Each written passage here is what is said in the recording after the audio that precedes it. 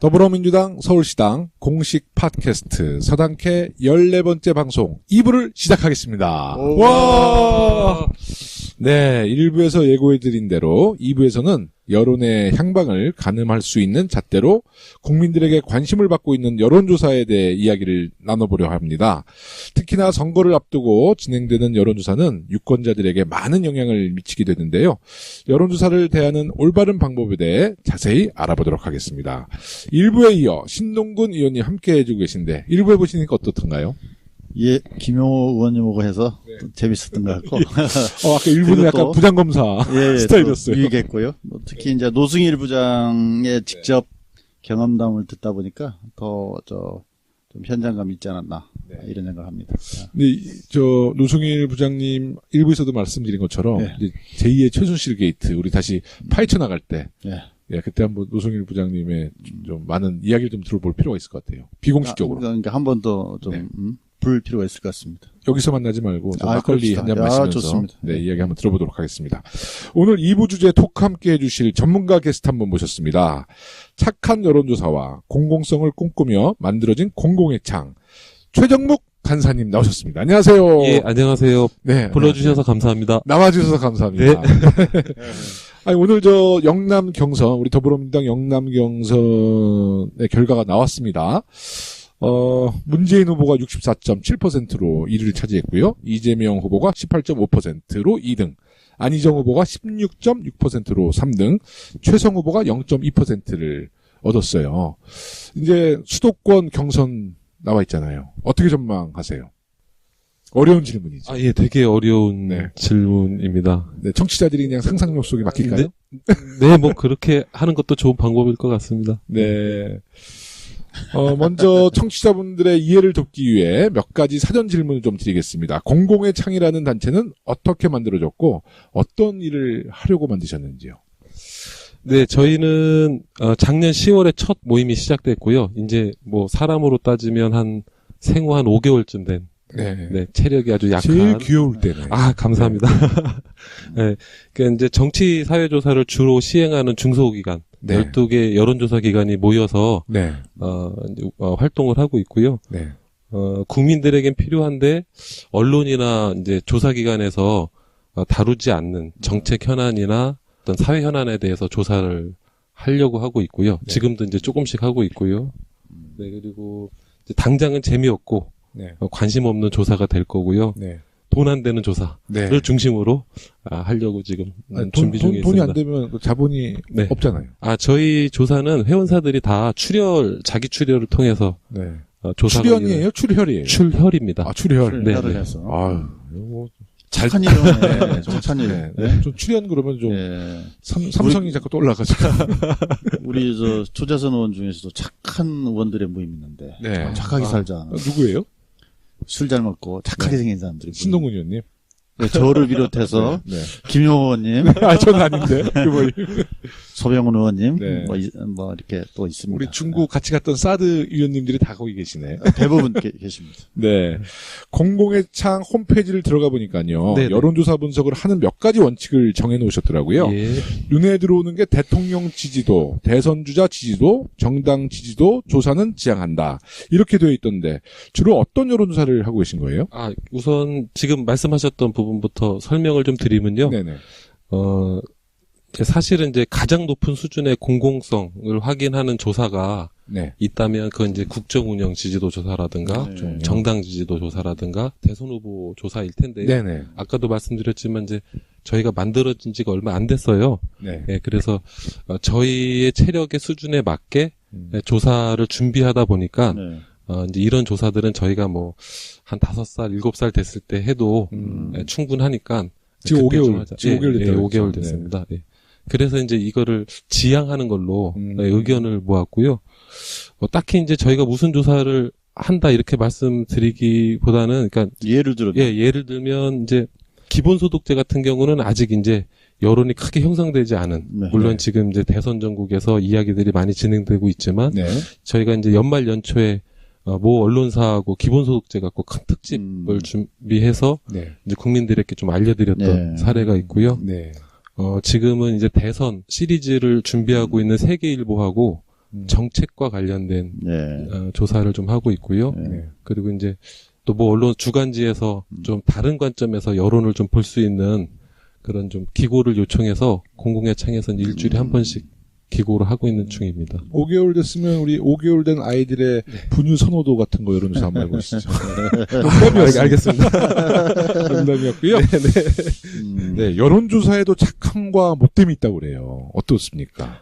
그거는 이제 저도 그게 무슨 말씀일까 이렇게 잠깐 생각해봤는데 저희를 취재했던 기자분께서 그 제목을 그렇게 다루셔서 나왔던 이야기인 것 같아요. 그러니까 착한 여론조사, 나쁜 여론조사 이렇게 뭐 나눌 수 있는 거는 아닌 것 같고요. 뭐 의도나 해석이 혹시 뭐 저 착하지 않은 뭐 그런 여론조사 없습니까? 예, 저는 그러니까 의도와 해석은 가급적 다양성으로 보려고 하고 있고요.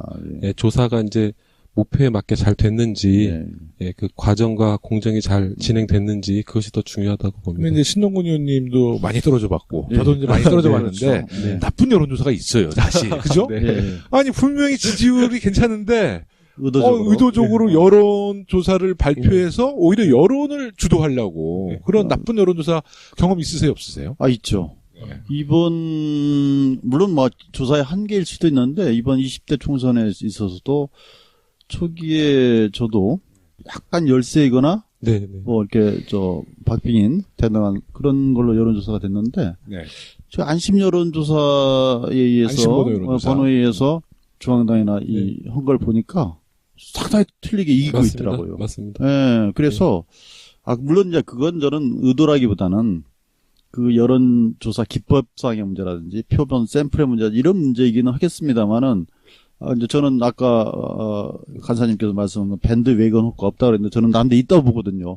지선 제압이 중요한데 처음부터 이렇게 우리 지지자들이 야 이번에도 또 떨어져 뭐 이러면 분위기가 좀 싸해지잖아요. 그런 부분이 있더라고요. 신동근 의원님 아까 방송하기 전에 밴드 웨건 얘기 나왔을 때는 고개 끄덕끄덕 동의해 주는 척 하시다가 방송되니까 갑자기 또 저도 아까 방송되기 전에는 밴드웨건 효과에 대해서 다소 이제 부정적인 입장을 드렸는데 또 말씀을 듣고 나니까 또 우리 신동근 의원님 지역구가 사실은 그 상대당의 그 적극 지지자들이 많은 지역이거든요. 그러니까 되게 어렵게 도전하셔서 되신 거잖아요.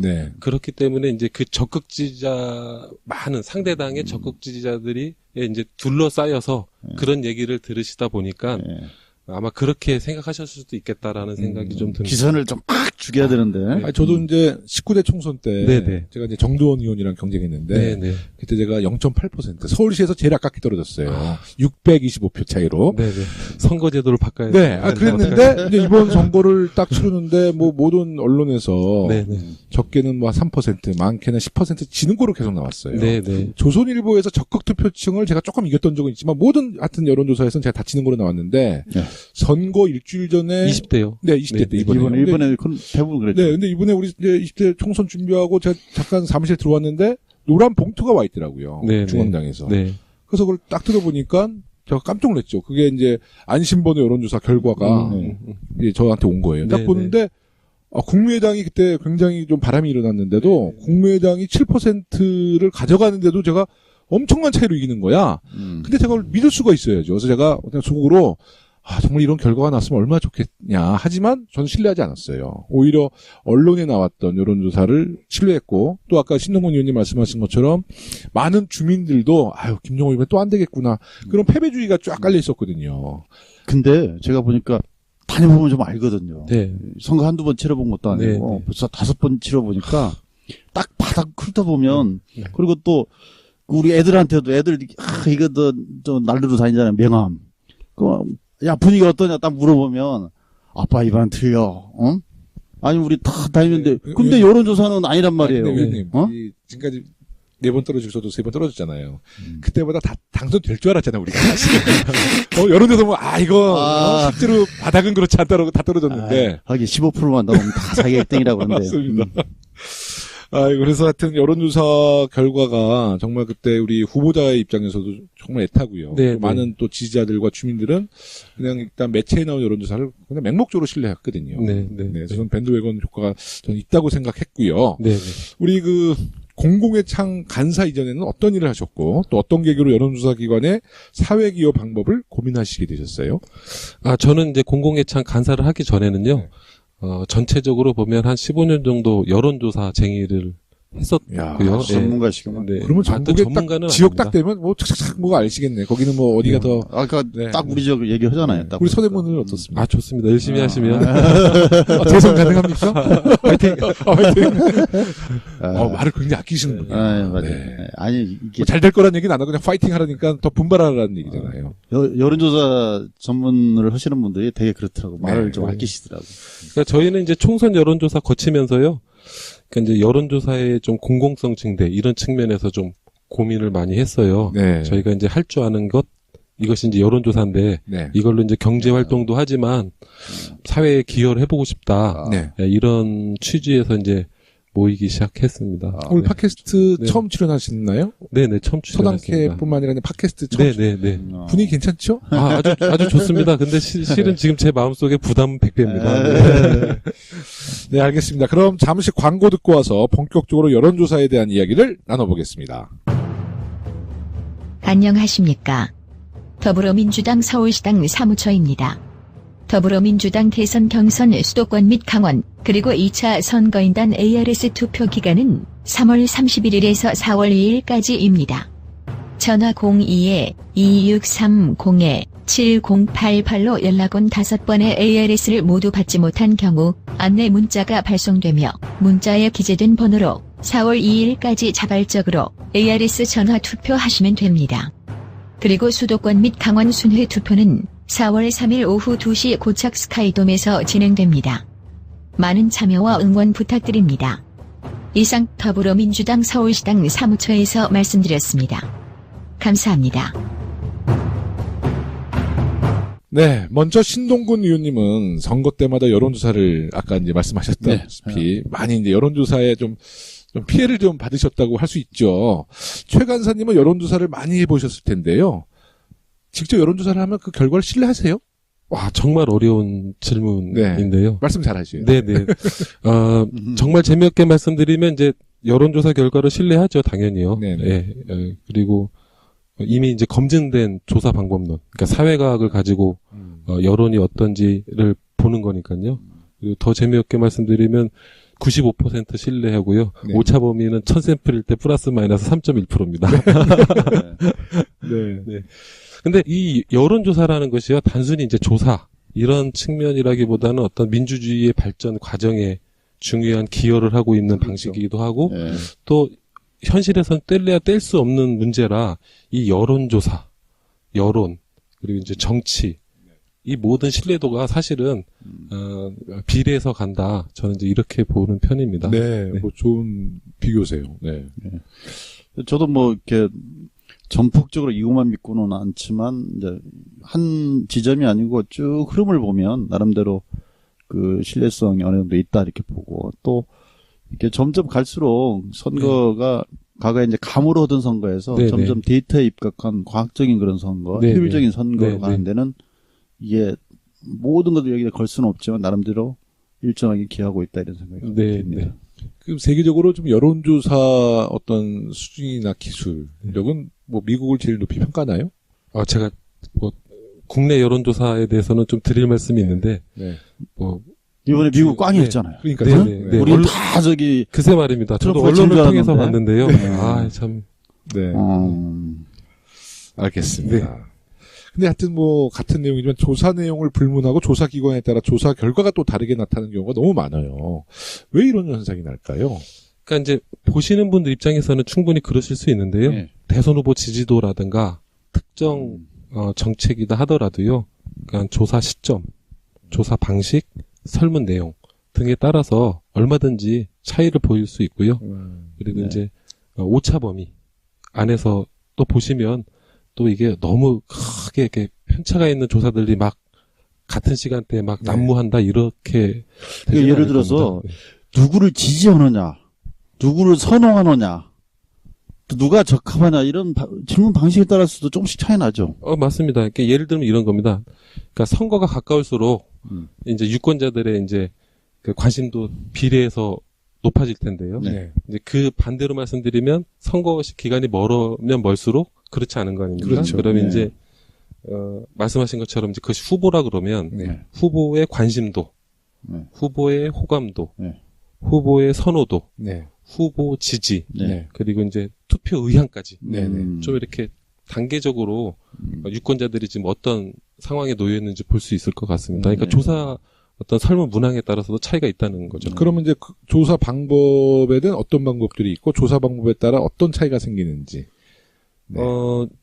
조사 방법은 많습니다. 그러니까 네. 저희가 쉽게 언론에서 접하는 전화조사. 네. 그 전화조사도 이제 유무선 자동 있고. 유무선 있고요. ARS 있고요. 전화 면접 조사. 뭐 RDD 뭐 이런 거 있잖아요. 네네. 근데 이제 그거는 좀 구분할 필요가 있을 것 같아요. 네. 그러니까 조사 방식 측면에서 보면 이제 쉽게 언론에서 접하시는 거는 ARS 네. 네. 의 조사가 있고요. 그리고 이제 전화 면접 조사가 있고요. 네. 그리고 이제 무선, 유선, 뭐 RDD 이런 이야기는 이제 샘플링, 네. 표본 추출을 어떻게 하느냐에 대한 문제로 네. 보시는 게 네. 좋을 것 같습니다. 그 회사마다 노하우가 있는 거죠, 그거. 예, 사실은 이 샘플 추출 방식이 2000년도 초까지는 네. 각 조사기관마다 특별한 기술력은 아니었어요. 네. 왜냐하면 이제 97년도 김대중 대통령이 당선되시고 네. IMF를 극복하기 위해서 이제 산업구조 바꾸실 때 IT를 대량 네. 공적 자금 투여하신 거 아닙니까? 이제 그 과정에서 이제 핸드폰, 네. 이제 스마트폰들이 이제 막 네. 생기기 시작한 건데 그 전까지는 그냥 단순히 KT 전화번호부 갖고 맞습니다. 조사만 ARS. 해도 네. 충분히 조사가 잘 됐었죠. 네. 네. 근데 이제 지금은 그런 상황이 계속 거기다가 네. 이게 지금 샘플 수가 부작정할 수가 없기 때문에 네네. 시간은 없고 그러다 보니 네. 가중치를 두게 되잖아요. 네네. 그래서 그 응답을 가- 잘 안 해주세요. 그래서 그 가중치를 두는 어떤 그 회사마다 그 가중치를 두는 비법이 또 있잖아요. 여러 가지로. 그런 거에 따라 좀 차이도 네네. 있는 것 같아요. 아닙니다. 가중치는 제가 이해하기로는 특별한 기술이 있는 건 아니고요. 그건 이제 선관위에서 선거 여론조사와 관련된 연령별, 지역별 가중치 기준이 있습니다. 네. 거기에 다 맞춰서 그냥 단순 계산해서 가중하는 거고요. 네. 도리어 이제 샘플 수가 많은 조사가 더 정확한 조사가 아니겠느냐. 네네. 네. 또는 샘플 응답- 수를 많이 늘리면. 네네. 또는 응답률이 높은 조사가 더 정확한 조사가 아니겠느냐라는 이야기는 개연성은 있지만 정확한 상관관계가 있는 건 아닙니다. 오히려 아까 말씀드렸듯이 표본 추출, 누구를 대상으로 조사를 하느냐, 샘플링 이게 더 중요하다고 그 보십니다. 며칠 전에 그 한 여론조사 기관이 문재인 안철수 두 후보의 양자 대결을 가상한 여론조사를 실시해 조사 결과를 발표했는데요. 조사 결과를 두고 말들이 많아요. 첫 번째가 응답률이 3%밖에 안 되는 조사라서 신뢰할 수 있느냐. 네네. 이런 의문인데요. 네. 응답률과 신뢰성에는 어떤 관계가 있나요? 네, 좀 전에 설명드렸던 거하고 조금 비슷한 내용인데요. 네네. 그러니까 이제 우선 그것부터 말씀을 드리면 좋을 것 같아요. 그러니까 JTBC 팩트 체크에서도 네. 이제 한번 나왔던 것 같은데 네. 이제 일반 국민들께서는 이제 신뢰도와 정확도 이거를 약간 이제 헷갈려 하시는 것 같아서 정확도는 사실은 이제 선거로 치면 조사를 하고 선거 결과가 나온 후에 네. 그 조사가 얼마나 실제 결과와 가까웠는지에 대한 네. 정확도를 얘기하는 거고요. 이제 여기서 얘기하는 신뢰도라는 거는 우리가 똑같은 방식으로 조사했을 때 네. 지금 나온 조사 결과가 또 나올 수 있는지. 그러니까 95%라고 하는 거는 우리가 똑같은 방식으로 조사해서 지금 예를 들어서 40%가 나왔어요. 네. 그럼 이 방식으로 100번 했을 때 네. 95번 정도가 이 조사 결과가 나온다라고 우리가 신뢰한다라는 건 이제 여기서 이제 신뢰도라고 신뢰성이라고 이제 표현하신 건데요. 네. 그래서 이제 엄밀히 따지면 응답률과 신뢰성의 상관관계를 설명하는 거는 좀 너무 멀리 떨어진 이야기들을 붙이는 이야기 같고요. 네. 응답률이 뭐 높으면 좋겠죠. 근데 다시 말씀드리지만 지금 문제의 핵심은 샘플링입니다. 누가 국민들의 보편적인 의견들을 받아들일 수 있는 샘플을 잘할 수 예. 있냐. 표본을 잘 추출해내느냐. 그게 네. 관건입니다. 주중에 하는 것과 주말에 조사하는 게 또 다르잖아요. 응답하는 사람. 네네. 예전에는 그게 이슈가 안 됐는데 지금 이제 그런 것도 이슈가 됩니다. 네, 그래서 조사하는 시점도 뭐 예를 들어서 메이저 회사 같은 경우는 뭐 그 전화 부수가 한 100개 정도 되면 1000샘플 구하는데 이제 특정 시간대 다 할 수 있거든요. 네네. 근데 이제 그거를 좀 적정히 끊어서 네. 직군에도 반영이 될 수 네. 있게. 예. 근데 저는 이제 이게 뭐 양자 대결을 했는데 이게 신뢰성이 얼마나 있냐 이런 문제도 있지만 그 양자 대결이라는 자체가 사실은 그 과정 자체가 다 생략된 거잖아요. 네네. 그 양자라는 얘기는 결국은 그러면 자유한국당, 바른정당, 국당까지, 국민의당까지 다 통합했다는 거 아니에요? 응? 그렇죠. 그러니까 사실 그 과정이 생략돼 버린 채 양자구도 이렇게 하니까 사람들 인식이 그게 안 좋아지는 거 아니겠어요? 그죠? 네. 그러니까 예를 들어서 네네. 호남 분들한테 더불어민주당의 문재인과 자유한국당, 바른정당, 국민의당의 단일 후보. 안철수 이러면 다를 거라고. 자유한국당하고 뭐지? 야반이야 이거. 네네. 그러면 네. 빠져나간다고. 그러니까 그런 게 이게 생략되어 있는 부분이 나는 훨씬 정치적 의도나 이런 네. 부분의 정확성이 떨어지지 않나. 저는 이제 의원님 말씀하신 것처럼 이제 그렇게 볼 수도 있다고 보고요. 저는 이제 의도를 저는 이제 항상 다양성이라고 이해하면서 접근하는데요. 그러니까 제일 중요한 거는 투명성인 것 같아요. 그러니까 예를 들어서 두 양자 간 대결을 물어보는 설문이다 하더라도 진짜 그냥 단순히 그렇게 물어본 건지 아니면 아까 말씀하신 것처럼 각 정당의 후보가 단일화돼서 특정 후보를 세웠을 때의 결과인지는 이제 설문 내용에 따라서 달라지잖아요. 네네. 네, 그거대로 또 지금 말씀하신 것처럼 해석하면 되는 거거든요. 네, 그래서 알겠습니다. 네네. 우리 신 의원님께서 오늘 방송 들어보니까 여론조사에 대해서 굉장히 부정적인 네. 많이 당하셨어요. 나쁜 여론조사에 많이 당하신 거. 그렇지 않습니다. 저도 많이 당했어요, 사실. 그렇지. 그럼에도 불구하고 저는 여론조사에 기초해서 선거운동하는 건 효율적이다. 효율적이죠. 네, 근데 이제 아까 언급했지만 질문에 사용된 단어나 문장에 따라 결과가 다르게 나오잖아요. 그럴 수 있죠. 근데 그런 것을 이제 정말 나쁘게 이용하는 나쁜 여론조사 기관이 있어요, 사실. 네. 네. 맞습니다. 그 언론들은 조사 결과에 수치만 부각시키고 또 어떤 조건에서 조사를 했는지에 대해서는 분석하지 않고 보도를 하는데 이런 점 때문에 여론조사가 정치적 목적에 악용되는 것이 아니냐는 비판이 많습니다. 이에 대해서는 어떻게 생각하세요? 그러니까 신중 모드. 네네. 이건 참 어려운 제 입장에서는 참 어려운 얘기입니다. 왜냐하면 거래처를 뺏기나요? 저는 이제 참고로 예. 공공의 창은 이제 수익 사업을 전혀 안 하기로 결의를 해서 모인 단체고요. 네네. 그리고 이제 저도 아까 15년 여론조사쟁이긴 하지만 제가 이제 간사를 맡으면서 여론조사 수익을 안 내기로 약속을 하고 이제 하는 거기 때문에 어떤 그런 측면에서 이제 안 보셔도 별 문제 없을 것 같고요. 근데 이게 예를 들어서 이제 우리가 똑같은 여론조사를 놓고도 그것을 해석하는 방법이 틀리잖아요. 맞습니다. 그다음에 그 제목을 뽑을 때도 틀리잖아요. 네네. 예를 들어서 여전히 조사의 영역을 좀 넘어가는 여전히 문재인 1위 수성 이럴 수도 있고 뭐 안철수 따라잡아 이렇게 쓸 수도 있는 거고. 그다음에 두 번째는 예를 들어서 문재인 후보가 비호감도가 높다. 뭐 이런 얘기를 만약에 해요. 근데 문제는 뭐냐면 새누리당이나 바른정당 지지자들이 그 문재인에 대한 비호감도를 갖는 건 당연한 거거든요.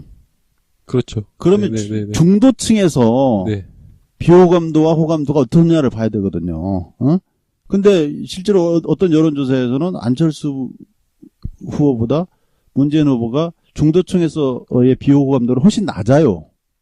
그럼에도 불구하고 전체 포션으로 보면 전체 프로를 다 합쳐놓고 보면 문재인이 더 높다는 이유로 비호감도가 이렇게 높은데 이렇게 오더를 한단 말이죠. 분석을 그렇게 하는 거죠. 분석을 그렇게 하는 거죠. 예. 그러니까 그런 건 정치적 의도라든지 여론조사를 잘 들여다보지 않으면 그런 결과로 나타날 수 있다는 거죠. 예, 맞습니다. 참 그렇게 방향을 잡기가 참 어렵죠. 왜냐하면 독자들이나 국민들이 조사 결과가 나오면 일일이 다 선관위에 들어가서 어떤 설문으로 않으니까. 했는지 어떤 방식으로 했는지 다 일일이 보기가 참 어려운 문제는 있죠. 그렇죠. 네.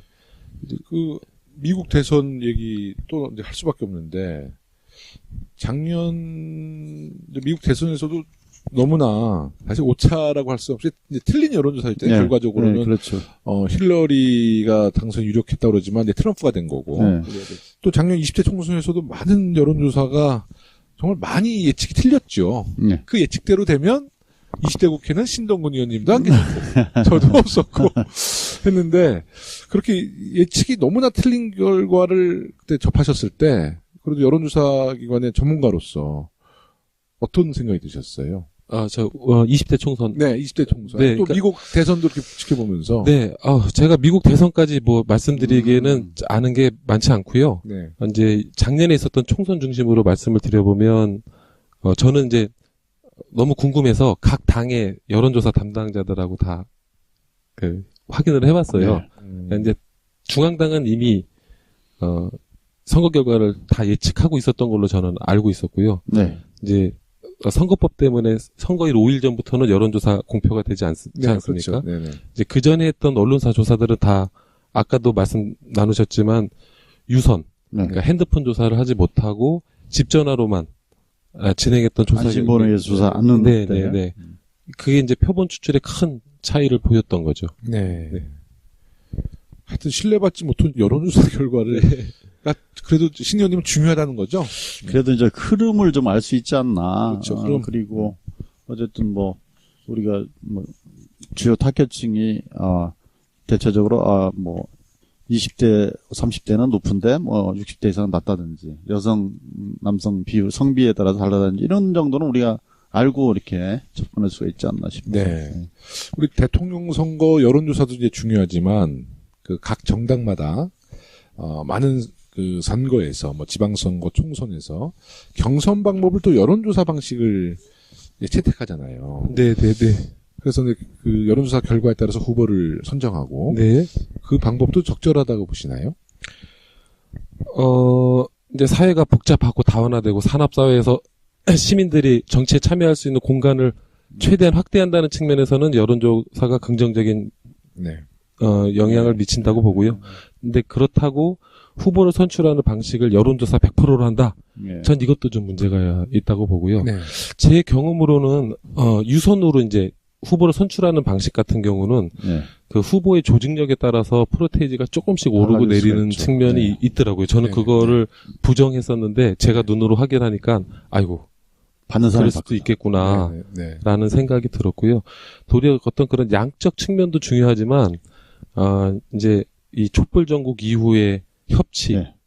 이제 이런 중요한 이제 화두들이 올라왔는데요. 그러니까 좀 수기적이고 충분히 후보들을 알 수 있는 그런 공간들을 열어서 예를 들어 시민 원탁회라든가 이것도 네. 이제 어떤 조사 방식 중에 하나일 네. 수 있으니까요. 그런 과정들이 좀 더 가미되면 당원들의 어떤 책임과 권한도 더 높아지지 않을까 이런 네. 생각도 듭니다. 근데 제가 보니까 이제 이게 그 안심번호에 의한 여론조사가 되면 확실히 경쟁력 조사는 상당히 정확성을 띠게 되는 것 같아요. 네. 근데 이제 문제는 그게 이제 여론조사만으로 하면 제가 여러 번 해보니까 장점은 경선 소식이 일단 덜 없어요.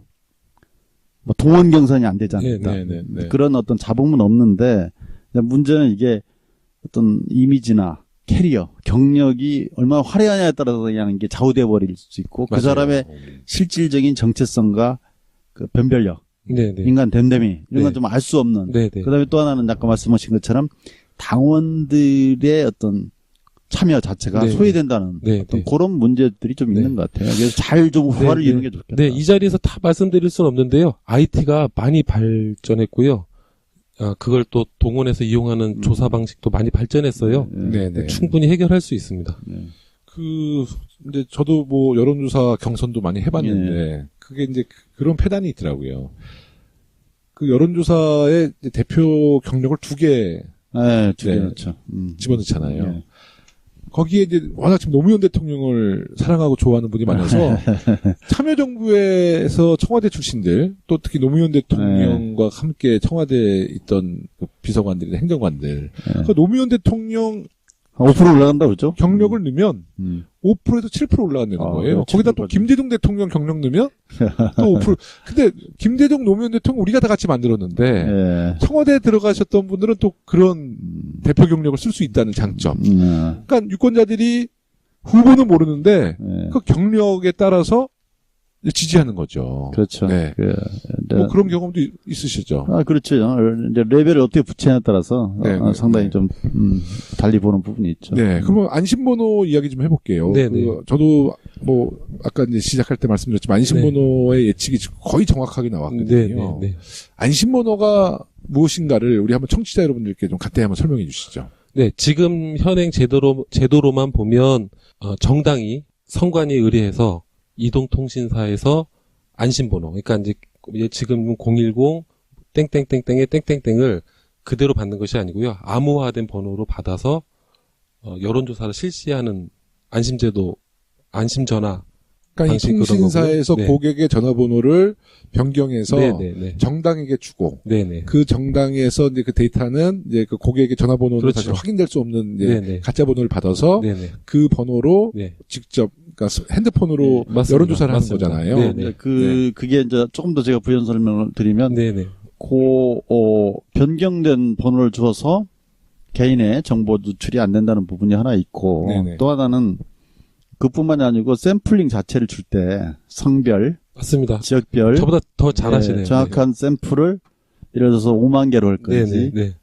뭐 예를 들어 2만 개로 할 건지 이렇게 주면 개수가 많아지면 훨씬 더 정확해지겠지만 비용이 굉장히 부담이 많이 가더라고요. 네네. 한 번은 저희도 한 번은 그런 식으로 조사하니까 한 2천만 원 정도 맞습니다. 한 지역보다. 네, 네. 근데 어쨌든 그래서 그 정확성이 나오는 것 같아요. 네네. 근데 이제 하여튼 뭐 예측은 거의 정확하게 나오잖아요. 네. 앞으로 우리가 이제 그 총선이나 지방선거 때 후보자 여론조사를 안심번호 여론조사를 통해서 후보자를 선택하는 추세가 이제 앞으로 있을까요? 어떨까요? 네. 앞으로 그런 방향으로 가야 되지 않을까 싶고요. 안심번호로? 예, 그리고 이제 아까 뭐 미국의 그 대선 여론조사나 빅데이터 선거 관련돼서 말씀하실 때 그런 생각을 잠깐 하기도 했는데요. 그러니까 여론을 확인하는 거는 좀 다양한 방법이 사용될 수 있을 것 같아요. 네. 지금 하는 여론조사도 그렇고요.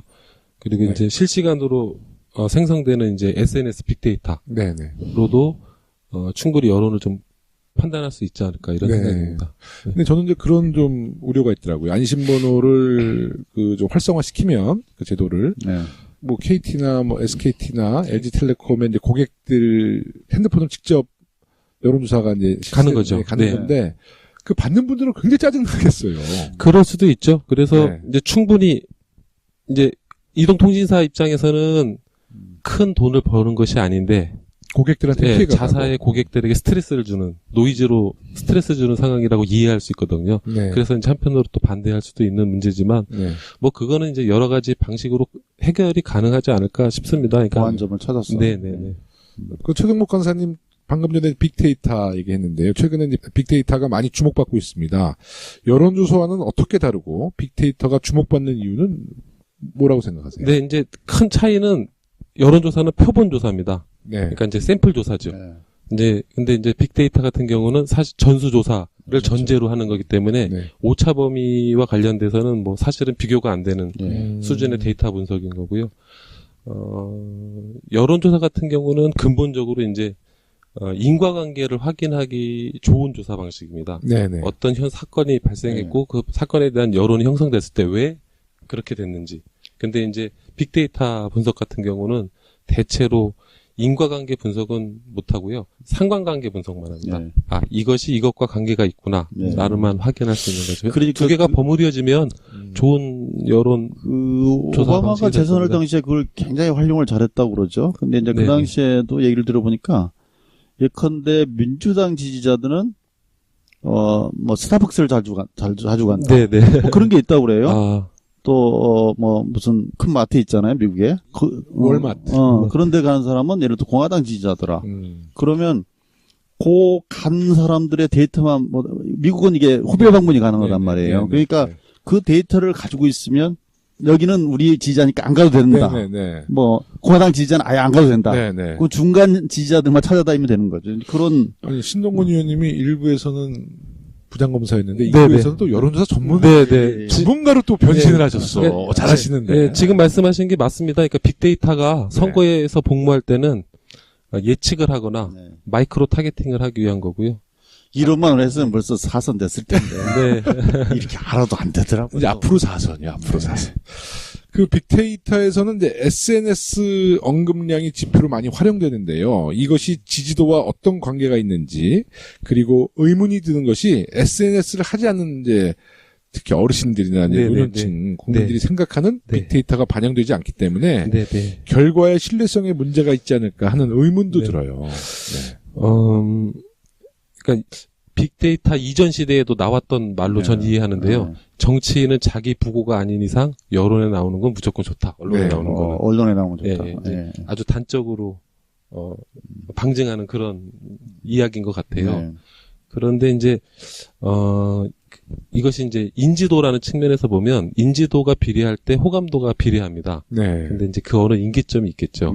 예, 그 인기점에서는 항상 언론에 나오는 게 썩 좋은 건 아니다. 대표적으로 이인재 전 의원? 인지도는 너무 높잖아. 그렇죠. 이제 네, 홍준표 쳤잖아. 네. 아, 그러신가요? 네. 네. 우리나라에서는 좀 선거와 선거에 출마한 후보자의 지지도 여론조사에만 관심을 많이 갖고 있는데, 네네. 그 공공의 창은 정책에 대한 여론조사도 활발하게 이제 진행하겠다 그러잖아요. 네, 맞습니다. 그 말씀 좀 해주세요. 네. 네, 아까 이제 그 말씀도 있으셨어요. 당에서 네. 후보를 선출할 때, 지금과 같은 전화 여론조사가 어떤 영향이 있겠나, 그리고 또 그게 옳은 거냐, 이런 말씀 하셨는데, 이제 그런 맥을 같이 짚어서 말씀을 드리면 지금은 이제 여론조사라는 게 양적 측면만 고려한 방식이었는데 앞으로 이제 이 촛불 전국이 지나고 이제 협치라는 시민이 민주주의에 직접 참여하는 그런 방식으로 그러니까 시민 원탁회의 그러니까 양적 민주주의가 아니라 질적 민주주의로 전환하기 위한 그런 방식들도 자리를 앞으로 잡아가지 않을까 조사 방식으로 그리고 이제 정책이 그렇게 되면 지금처럼 뭐가 높고 뭐가 낮은 단순한 문제가 아니라 하나의 정책을 가지고 시민들이 의사결정할 때 충분한 백캐스팅이 되는 거죠. 왜 그런지. 그러면 더 수기적인 정책들이 만들어지고 결정될 거라고 봅니다. 혹시 공공의 창에서 다음 정부의 정책이나 우리나라의 미래에 대한 여론조사를 진행한 것이 있나요? 예. 작년 말 올 초에 했고요. 일반 국민 대상은 아니고 이제 정부 기관 그리고 이제 국회의원 회관에 있는 이제 보좌진 그리고 이제 기자 몇 분 그리고 이제 기업에서 활동하시는 몇 분들에게 조사를 했어요. 예, 그랬더니 이제 전체적인 이게 이제 공공성의 강화 이런 측면에 대한 의견들이 많았습니다. 공공성 강화. 네네. 그러니까 우리 국민들이 다음 정부에 해야 할 가장 우선적인 일로 어떤 것을 선택하셨어요? 그거는 이제 최근에 세계일보하고 같이 공동조사한 걸로 보면 적폐청산이나 정치개혁하고 일자리 문제 거의 대등하게 나왔습니다. 네, 이것이 이제 지금 시점에서 또 시사하는 바가 좀 있을 것 같고요. 적폐청산. 네, 적폐청산과 국민통합은 그건 안 해봤어요. 국민통합. 그거는 둘 중에 하나가 어떻게 쓰냐. 우리 당의 경선과 직결된 그런가요? 민감한 얘기라서. 저희가 조사하는 방식의 한계가 있는 거고요. 국민들은 되게 통합적으로 이해하고 있을 겁니다. 알겠습니다. 어차피 뭐 대선 얘기 나왔으니까 현재 대선이 40일도 채 안 남았는데요. 대선 후보들의 여론조사 결과에 관심을 우리 국민들도 많이 갖고 계십니다. 현재는 이제 우리 당 문재인 후보의 지지율이 다른 후보들과 많은 격차를 두고 앞서가고 있죠. 어떻습니까? 이 추세가 앞으로 계속 갈까요?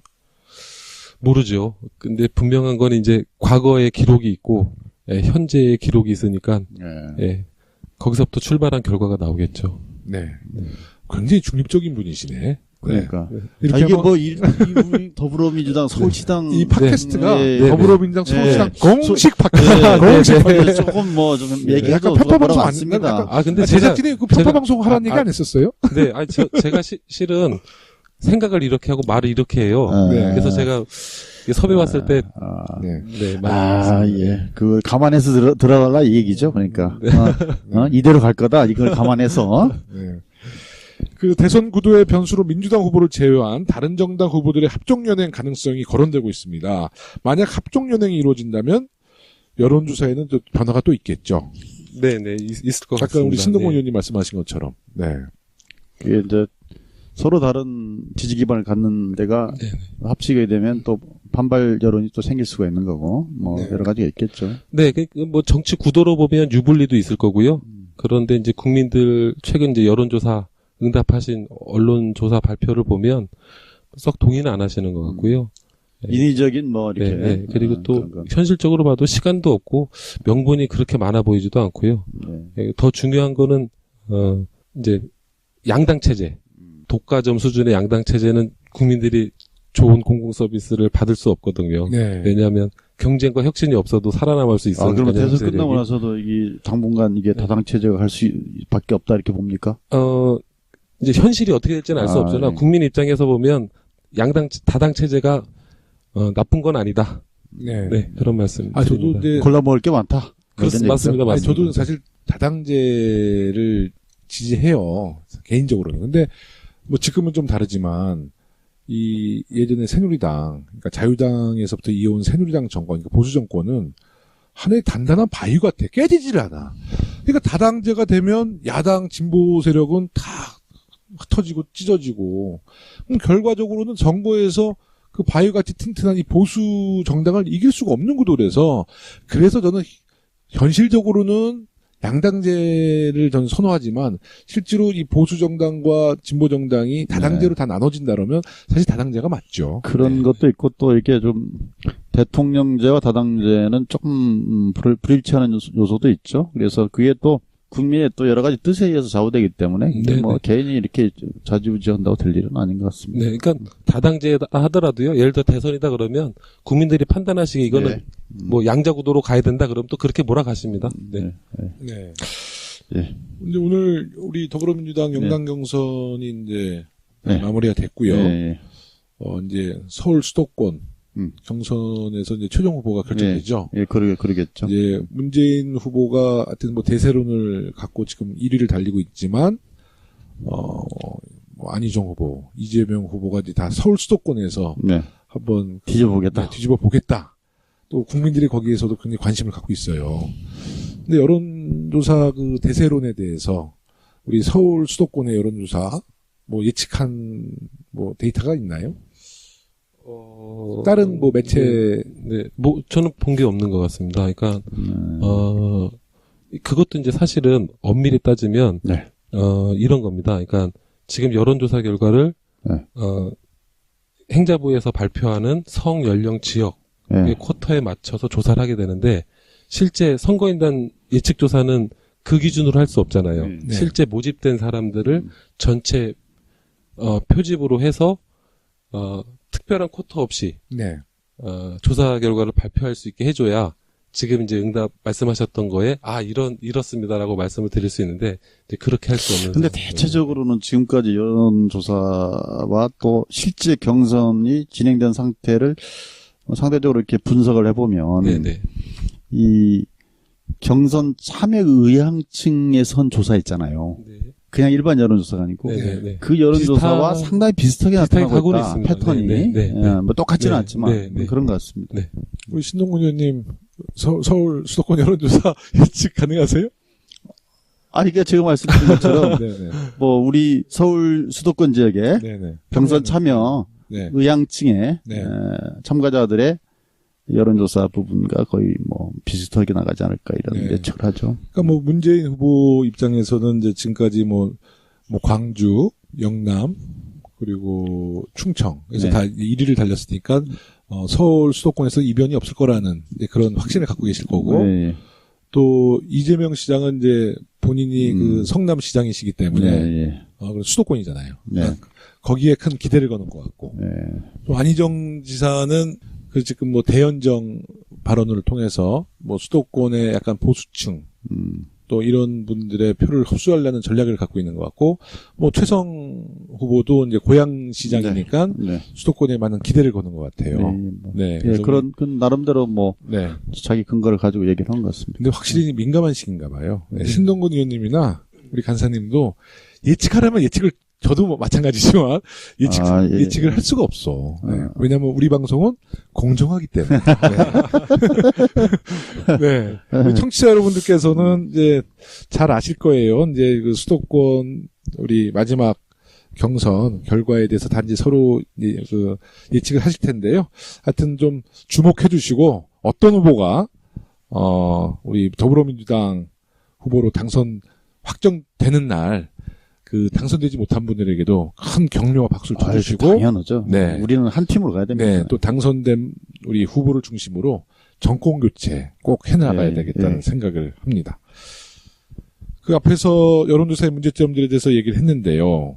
이제 우리 국민들이 여론조사에 대해서 이제 앞으로 어떻게 받아들여야 되는지, 그러니까 많은 예측이 좀 지금까지 어긋나서 좀 신뢰도가 떨어졌지만 그 부분에 대해서 다시 한번 정리해 주셨으면 좋겠어요. 네, 저는 이제 선거 여론조사보다는 일상적으로 공공기관이나 지방정부들이 이제 많이 하는 정책 여론조사에 대해서 말씀을 드리고 싶은데요. 네. 그러니까 제가 만약에 여건이 허락된다면 방송에 네. 그러니까 공익 캠페인을 하고 싶은 심정입니다. 어떤 여론조사에 내용의 공익 적극적으로 참여하시라고. 왜냐하면 네. 그러니까 일상의 삶에서 개인의 주권을 강화할 수 있는 아주 쉬운 방식이거든요. 네. 맞아요. 정치인들은 여론조사에 민감하기 때문에 이거 적극적으로 참여하면 그 정책 안 하잖아요. 그죠? 그렇죠. 네네. 그러니까 투표 참여하듯이 여론조사도 적극 참여해라. 네네네. 좋으신 말씀입니다. 네. 그러시구나. 여론조사 가끔마다 받아보신 적 있으세요? 받아본 적 있죠. 끊으시죠, 그냥. 대부분 그런 경향이 있어요. 왜냐면, 네. 내 전화를 알면, 모 국회의원이, 네. 신모 국회의원이, 이거에 대해서 무슨 생각을 갖고 있고, 누구를 지지하고 있는지 속마음을 딱 들킬 것 같잖아요. 그러니까, 아무래도 좀 그런 경향이 있죠. 신동훈 의원님은 여론조사 기법을 너무 잘 하시는 것 같아요. 네. 진짜 전문가 네. 같으세요. 여러 번 떨어지면 그렇게 됩니다. 진짜 저 개인적인 질문인데요. 네. 그 선거 치르실 때, 그러니까 매체 여론조사가 아니라 이제 그 후보가 직접 여론조사를 또 해보잖아요. 네, 맞습니다. 한 몇 차례 보셨어요? 저는 경선 과정부터 해서 거의 여론조사하는데, 상당한 주의를 기울여서, 네. 한 달에 한 두세 번 걸로 계속 체크를 했습니다. 근데 그거 그랬어요? 이제 돈을 많이 안 들일 수도 있는 게, 네. 시당에 있는 ARS 세트라든지 네, 이런 네. 걸 이용하면 굉장히 저렴한 비용을 가지고 털 수 있습니다. 네. 근데 이제 그 매체 여론조사와 네. 후보가 직접 여론조사를 기획해서 아니면 어떤 기관에 맡겨서 했을 때 그 여론조사 차이가 좀 있던가요? 어떤 경우에 저희가 더 정확하더라고요. 그래요? 네. 왜냐면 저희가 쭉 하기 때문에 꾸준하게 같은 패턴으로 하잖아요. 네. 같은 식으로 하기 네. 때문에 훨씬 더 이 흐름을 정확히 할 수 있는. 저는 이제 가끔마다 이제 우리 지역구에 가서요, 지방선거 때도 한 10여 분 이렇게 모이잖아요. 꼭 우리 당원이 아니라도 주민 네, 네. 모이면 제가 이렇게 물어봐요. 그래서 쭉 한 20여 분 들어보면 그 결과가 비슷하게 나와요. 네, 샘플이 그러니까 20명인데 네. 꽤 그래도 좀 우리 주민들이 솔직하게만 답변해 주시면 꽤 그 추세가 좀 맞더라고요. 네. 그런 이제 그런 직관들이 맞으실 텐데요. 네. 근데 이제 사실은 그 앞에 당사자가 있으면 네. 정확하게 자기 의사를 표현하지 그러니까 못하는 제 네. 선거 말고 지방선거 때. 네, 지방선거 때 네. 누가 될 것 같아요? 예. 쭉. 그래도 이제 이런 경향은 좀 네. 있더라고요. 네. 뭐냐면, 주로 소상공인들의 네, 네. 표심과 네. 네. 또 주로 이제 가서 활동해서 네. 하는 분들과 또 일반적으로 직장을 다니거나 집에 계신 분들의 의향들이 좀 다른 부분이 있어서 네. 과대 표집되는 경우가 있어요. 그럴 수 있죠. 여러분들이. 네. 그다음에 이제 우리가 다녀보면 대부분 가면 지역에서 활동하신 분들, 연배되신 분들, 나름대로 지역의 유지분들 이렇게 하면 상당히 보수적이 또 과대 네네네. 저게 표현되는 경우도 있잖아요. 네. 그러니까 그래서 이렇게 보면 네. 여론조사를 해본 것과 안 한 것과는 네. 자기 감으로 하는 건 굉장히 큰 차이가 있는 것 신동훈 같아요. 의원님은 지금까지 이제 여론조사를 그 데이터를 그래도 잘 활용하시면서 선거에 임하셨군요. 주로 최근에 그랬다는 네. 거죠. 옛날에는 이게 네. 주먹구구식으로 그냥 네, 네. 맞고 푸는 때도 있었죠. 네네네. 건의사항이 네. 있습니다. 네. 거의 이제 끝나는 네, 분위기인 것 네, 같아서 네. 이제 민주당이 집권할 가능성이 높아 보인다는 주변 여론에 저는 동의를 하는 사람이고요. 예. 정확하게 보시네요. 예, 집권을 하시면 청와대 여론조사 비서관실을 두실 텐데 네. 여론조사 비서관실을 청와대 여민관이라는 곳에 두지 마시고요. 네. 저기 종로나 네. 저기 광화문에 네. 떨어져서 별도의 사무실로 네. 두시면 어떨까 이런 의견을 드려요. 이유는 뭐냐면 조직 안에 있으면 자기 검열을 반드시 하게 되어 있거든요. 네. 그래서 정확한 여론이 어떤지를 대통령에게 보고하려면 네. 그런 하중이 없었으면 좋겠고요. 두 번째는 이제 우리 두 분이 다 의원님이시니까 네네. 대통령이 당선되시면 네. 당연히 이제 전략 계획도 있으실 테니까 네. FGI라는 게 있습니다. 두 분 다 알고 잘하실 있습니다. 텐데 네. 저도 해본 적 있습니다. 네, 네. 그러면 이제 FGI 룸에 들어가면 이제 한 8분 정도가 조사 목표에 맞게 이제 토론을 진행하시죠. 네. 근데 뒤에 이제 미러룸이라고 있지 않습니까? 모니터룸에서 직접 대통령이 본인이 보라. 네, 대통령을 쳐다보고 국민들이 어떻게 말을 다 편하게 하겠습니까? 네. 뭐 한 달에 한 번이든 두 달에 한 번씩 꼭 보시게 눈으로 직접 네, 그렇게 좀 도와주시면 어떨까? 그러면 대통령님이 좀 더 국민들하고 소통도 잘 하실 수 있고 네. 여론도 잘 이해하실 수 있지 않을까? 네. 그래서 그것도 드리고 우리 의원님에도 건의사항이 있습니다. 의원총회 때 제가 이제 가끔 본 적이 있는데, 빅마우스들이 주도하시더라고요. 그래서 꼭 토론도 하시고, 꼭 보트기를 이용해서 투표도 하시고, 당론으로 채택된 건 왜 당론으로 채택됐는지, 그리고 채택되지 않은 건 왜 채택되지 않았는지 기록으로 남기셔야, 이 정책도 그렇고 데이터도 그렇고 항상 스토리가 중요하거든요. 그래서 그런 맥락들이 있어야 되지 않을까. 그래서 이게 다 사실은 여론조사라는 측면에서 이제 건의를 좀 드려보고 싶었습니다. 이런 기회를 통해서. 제가 최종목 간사님이 제가 정말 우리 국회에서 존경하는 원혜영 의원님 비서관 출신이세요. 원혜영 의원님은 저의 후원회장님. 현재도 후원회장. 그것도 사적으로는 또 후배입니다. 예, 또 학교 후배입니다. 예. 학교 두 분의 학교가 우리 당연히 유력한 대선 후보도 뭐 그렇다고 또 들었습니다. 그래서 더욱 말씀을 조심하시는 것 같아요. 네. 뭐 좀 말이 좀 약간 민감하면 다 편집합니다. 네, 오늘 혹시 여론조사에 대해서 추가적으로 좀 질문하실 거 신동훈 의원님 있으세요? 이제 우리가 여론조사하면 뭐 사람 마음을 읽는 거 아니겠습니까? 그래서 뭐 멘탈 마이닝 이런 말도 막 좀 어렵게 쓰던데요. 근데 어쨌든 근데 이제 우리가 하다 보면 위에 이제 어르신들이 일부러 내 60대인데 20, 30대야 뭐 이렇게 하기도 하고 또 역으로 이렇게 경선 같은 경우에는 뭐 거꾸로 대답을 하기도 하잖아요. 뭐 그걸 걸러내는 기법들이 좀 있나요? 그게? 기법부터 말씀드리면 특별한 기법은 없고요. 없어요? 네, 그러니까 ARS로 하게 되면 걸을 수 있는 방법이 없고요. 전화 면접으로 하면 대충은 면접원이 걸을 수는 있어요. 그러니까 이제 50대 분이 20대라고 했다던가 20대가 50대라고 하면 목소리를 듣고 알아들을 수 있는데 그것도 사실은 정확지 않죠. 근데 이제 더 중요한 거는 이 여론조사의 신뢰도는 저는 사회적 자본 하고 비례한다고 보거든요. 역시 어떤 좋은 정치하고도 비례한다고 보거든요. 근데 그런 것도 다 포함하고 무시하고 해도 비례만하다 이런 얘기인 것 같고. 저는 뭐 아무리 전화 인터뷰를 해도 제가 지금 50대인데 80대 목소리 낼 수 있는. 특별한, 그러니까 응답자들이 반드시 내가 20대인데 내가 거짓말을 해서 50대로 응답해야 되겠다라는 필요를 느껴야 되는데 생각보다 그렇지 않습니다. 그러니까 역선택이라는 것도 사실은 항상 선거 때마다 나오는 이야기지만 저도 이제 눈 씻고 찾아봤거든요. 증거들을 찾아보려고. 근데 잘 안 나오더라고요. 근데 결정적인 질문 앞에 뭐 그런 걸 걸러낼 수 있는 암시하는 그런 질문을 배치하는 것도 나름대로 걸러낼 수 있죠. 그것도 방법이겠습니다. 그 생각을 못 해봤는데요. 그 아니면 뭐 과거에 어떤 걸 물어보기 전에 지금 후보들을 물어보기 전에 과거에 지난 18대 대선에 누구를 찍었냐? 그럴 수도 있겠습니다. 그것부터 물어보면 뒤에 뭘 물어볼지 모르잖아요. 그러면 박근혜를 찍었는데 근데 이제 그것도 있더라고. 선거 끝나고 나면 왠지 이긴 사람 찍었다고 하고 싶어서 그게 비율이 훨씬 많이 잡히죠. 그래서 사후조사가 어렵습니다. 그러니까 제가 서대문 을구에 당선되고 주민들 만났는데 저를 안 찍었다는 분은 한 명도 못 봤어요. 다만 나 김영호 찍었어. 그래서 얼마나 복 받으신 분이세요. 그래서 너무 고맙죠. 하여튼 우리 서대문 을구의 우리 유권자 여러분 감사합니다. 인사하세요. 빨리 인천. 인천 서구을 유권자 여러분 감사합니다. 홍수같이 쏟아지는 여론조사 결과에 혼란스러울 때가 많은데요. 여론조사가 나타내는 표면적인 수치에 일희일비하지 말고 그 속에 들어있는 알맹이들을 분석해보는 눈을 키워보면 좋을 것 같습니다. 이제 서당캐 14번째 방송 2부도 마칠 시간이 되었습니다.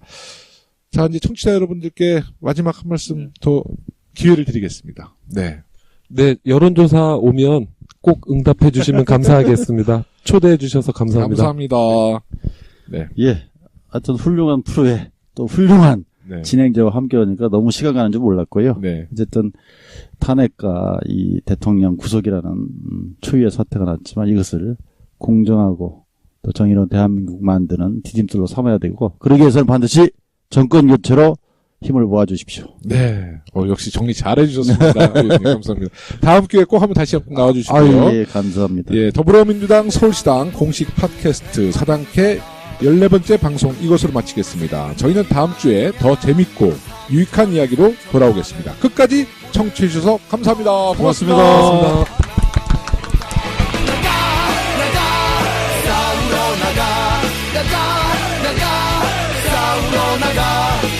독립문의 자유종이 울릴 때까지 싸우러 나